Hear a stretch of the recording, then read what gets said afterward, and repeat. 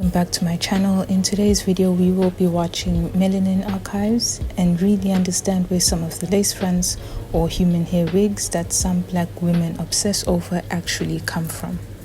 So you telling me that they are sending hair from India to black women over here, and we all know that Brazilian hair, there's all types of hair, yeah. Yeah, the ones shipped from India, shaving the woman's head. Okay. They shave their hair off to get rid of their bad karma and all that stuff. So they shaving their hair off to get rid of their karma, and they're sending their hair over here to us, and they're marketing it. Really they're marketing it. Yeah, right. They market it to black women on purpose because they want us to take their karma. And if not, it's like an energy transference. I have seen my future is in Africa, because I have seen hundreds of African women. When they come into our shop, I see the eyes gleaming with happiness, and they see so much hair. Their joys, you can't see how joyful they are, because they think their beauty is enhanced by this wearing this hair phenomenally. Now, I want to say that I do not think these people who market human hair wigs or lace fronts to black women are targeting them specifically because they do not want black women to do well or any type of evil to fall onto them. I say this because this is how the lady who speaks in the beginning was insinuating, or at least that's how it came across to me. I believe the reason why these are marketed to black women is that black women create a market for them. If you watch the full video, it will be linked in the description. Melanin Archives does go into detail about that. There is a huge demand for human hair by black women, and so these companies will supply them by any means necessary. Listen to the man who spoke about how many African women show up to their stores excited to get those hair pieces because they think it will finally make them achieve the beauty they have been craving for so long. I have definitely seen some women in my country boast about having human hair lace fronts because it is some kind of a status symbol for a lot of these women who obsess over hair that isn't their own hair. And so the way their persona changes as well when they can finally get their hands on Indian hair is something that needs to be studied. But we will talk more about the confidence boost they get from human hair later on in the video. The point here is the reason why there is such a huge supply or production of human hair from poverty-stricken countries, the reason why this industry is as big as it is because of black women. Majority of this hair is being purchased by black women from around the world, especially in Africa. And so before someone says other races of women wear human hair too, I agree they do. But at the front lines is black women, and there is no denying that. And there is no point in deflecting because the numbers do not lie. And please go and watch the full video. I linked it in the description. Melanin Archives goes into depth on this topic, and it is very interesting. It is a very interesting video to watch. The early 2000s, wigs were everywhere, relatively inexpensive, and were largely made of synthetic material. They were stiff, with obvious parts and visible seams, and had a general unnatural look. The evolution, almost non-existent. It was clear. One look and you knew it. She's wearing a wig. Fast forward less than 20 years later, and everything changed. Today's lace front wigs are, I would say, just a bit short of sorcery, creating an eerie illusion of hair growing right from the scalp. Flawless, undetectable, it definitely costs a pretty penny for that premium quality. They have refined the game. It's always been interesting to me how some black women are so obsessed with trying to make the straight hair look like it's growing out from their scalp. They try so hard to get it to blend with their scalp by doing a lot of makeup on the forehead, doing the baby hairs, some even relaxing their own hair at the front to try and blend it in with the wig. But the point is they are going through so many lengths to try and make it look like they do not have a wig on. The time and the effort put into trying to do all of this and not learning how to do your own hair is one of the other reasons why it's been fascinating to me. You find some people complaining about having no time to do their own natural hair but having all the time in the world to do this is very funny to me. The other reason why this is interesting is that at no point do some of these women try to get hair extensions that look like their texture and put in the effort to make that blend with their hair. They are only obsessing over getting the straight hair to look natural but not making the natural hair look good, almost as if they are trying to replace their natural hair. A lot of these wig warriors are making fun of each other if one's lace front does not look natural. No wonder some struggle with accepting what their hair looks like when every day they put on that wig, they are performing all sorts of artistry to convince themselves and others that this straight hair is from a woman in India is my hair. This is what's growing from my scalp. Now, why do I say this? It's because the embarrassment some of them show when their wigs tied back a bit and someone lets them know that it's tipped back or it isn't positioned properly, as if we didn't know it was not your hair. As if we are shocked that this black woman does not have bone straight hair naturally. We know it's a wig, the whole world does as well. But notice how they try and convince each other that they are pulling it off, like they are fooling us. Something strange happens to many users the moment that wig is worn. It's as if the wig doesn't just alter their appearance, it alters their energy. I felt like a Puerto Rican, a Puerto Rican. Almost as if people morph into entirely different personas, radiating a new and perceived found beauty and assurance. You have no idea how lucky you are to look the way you look now and to be the way you are. And you are perfect, just the way you are. For most, this wig is an integral part of the starter pack for achieving the ultimate glow up and finally fitting into today's desirability aesthetic. Who would have thought that attaching someone else's hair strands onto your head, pasting it on, would have had such an effect? It's obvious why this once niche product evolved into a global phenomenon. Some women will put on a wig and immediately get a confidence boost, and as Melanin Archives says, they get a different persona. These will be the same women who say they are treated better with lace fronts than natural hair, but in all honesty, that is all determined by how you carry yourself. I and many other naturals have shared that if you go out in public looking a mess with your natural hair, but pull yourself together when you wear lace fronts, of course you will get treated differently. If only they could take the time to learn their own natural hair, I promise you they would no longer feel the need to attach their confidence to another woman's hair. Now, my channel is for women who want to learn how to appreciate their hair, or those who support black women being their authentic natural self. If you have no desire to embrace your hair, that's okay, you can click out of this video. I am not saying that all women who wear wigs hate their natural hair. I am saying those who obsess over wigs and also obsess over trying to get them to look like they are growing out of their scalp and cannot leave the house without those wigs, those are the ones that hate a part of themselves. So if you are trying to embrace your natural hair, what would help you is by taking all that time and energy you would normally put into maintaining your lace fronts into caring for your natural hair. Make your own hair the pinnacle of what you think beauty is. If you continue to put another woman's hair on your head, your confidence will always be dictated by another woman's beauty, and you will never appreciate your own. So let's go to India.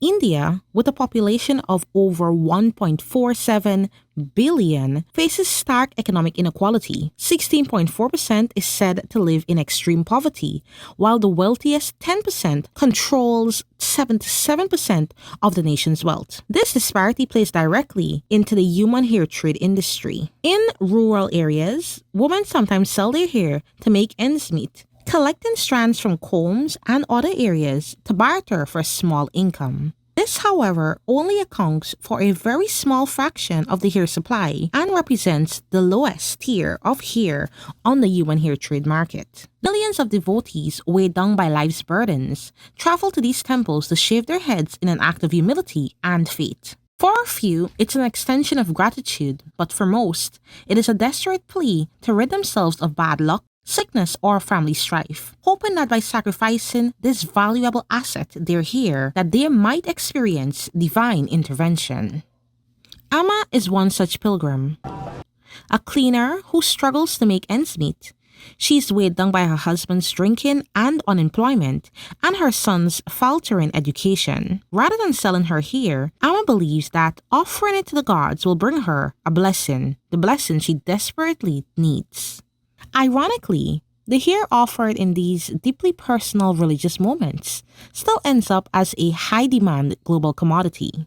While temple hair is legally auctioned, there are allegations of other hair being forcibly taken from vulnerable individuals, including impoverished women and prisoners. Additionally, some claims persist that hair traded to make wigs and extensions are also sourced from corporate.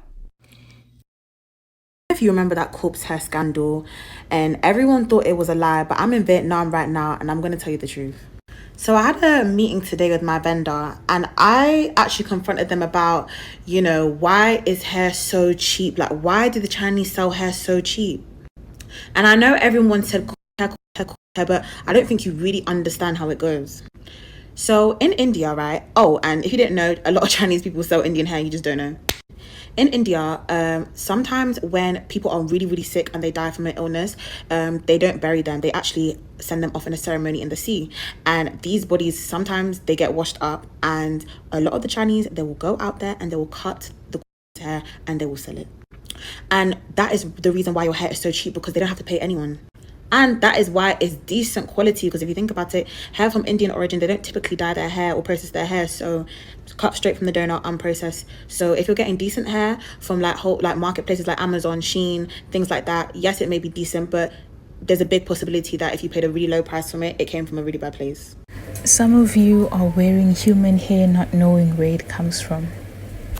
The real hair you are wearing comes from someone who got rid of it because they prayed to their gods to remove their troubles, bad luck, and whatever negative energy is in their lives by putting it in their hair and then shaving it off. Now, you might not believe in spirits and all of that, that's fine, but I do.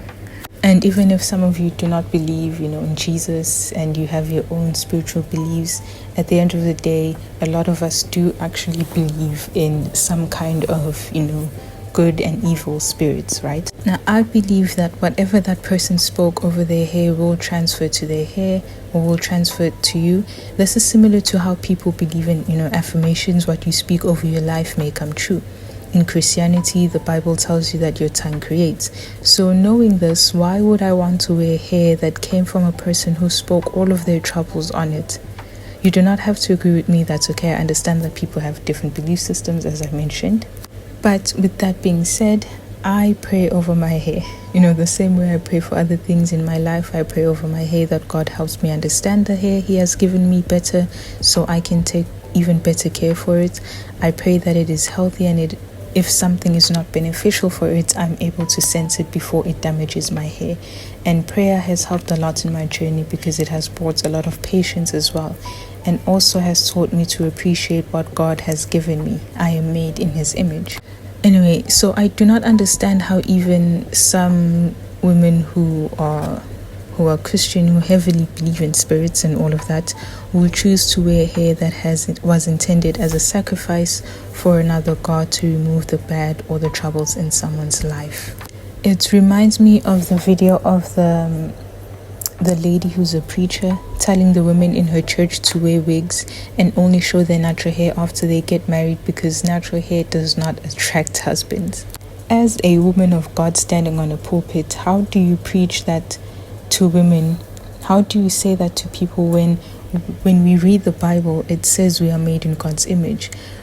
By the way, in no way, shape or form am I claiming to be the perfect Christian or believer, but we do have to try and separate ourselves from certain mindsets because they go against what God is telling us about ourselves. Those things are coming into our lives to create doubt and bring low self-esteem, low confidence, doubt in your own beauty, and adding on to self-hate. All of those feelings do not come from God, and I'm also trying to remove myself from certain things, right? The key thing here is we need to remember what God says about us, and wearing those human hair lace fronts as if your life depends on them is saying that you think God gave you the wrong type of beauty. He made a mistake. He did not make a mistake in creating you with the kind of hair that you have. No matter the kind of texture that you have on your head, I personally think everybody's hair is beautiful. It all just comes down to how well you take care of it. I have seen women of looser textures with ugly hair and beautiful hair. All those with beautiful hair or good hair are the ones who take care of it. They have a hair care routine. I've seen women with natural hair, type 4 hair, with beautiful hair and ugly hair, and all those who have the good type 4 hair are the ones who actually put in good hair care routines or hair care practices and take care of their hair. Do not get me started on the hair that is taken from bodies of those who have passed.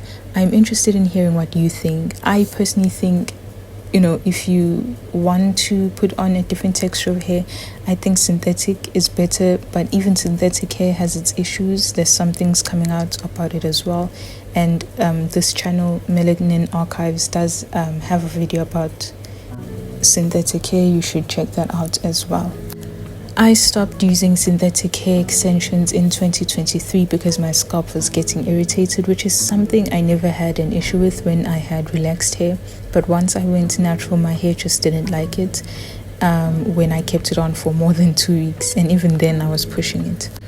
But if I had a choice, or if I had to pick between the two, someone was pointing a weapon at me and said pick, I would rather pick synthetic hair than hair from someone who I do not know. So I keep encouraging you to go and watch the full video, because it really shows the lens some black women will go through just to get a texture that is not their own.